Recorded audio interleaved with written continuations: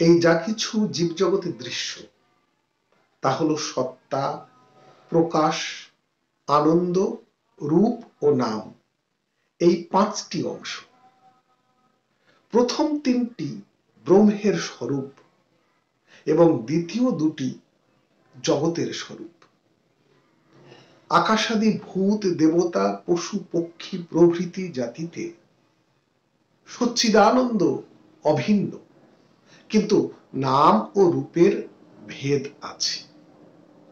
এখন প্রত্যেকের কর্তব্য সচ্চিদানন্দ বস্তুতে চিত্তকে একাগ্র ও নাম রূপকে সর্বদা উপেক্ষা ও ভিতরে ও বাহিরে সর্বদা এই সচ্চিদানন্দেই সমাধি করা।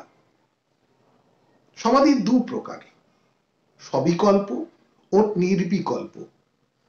সবিকল্প সমাধি আবার দু প্রকার, দৃশ্যানুবিদ্ধ ও শব্দানুবিদ্ধ। কামাদি চিত্তবৃত্তি বা আকাশাদি যাবতীয় বাহ্য দৃশ্য পদার্থের সাক্ষী রূপে চৈতন্যে মনকে সমাহিত করার নাম দৃশ্যানুবিদ্ধ সবিকল্প সমাধি।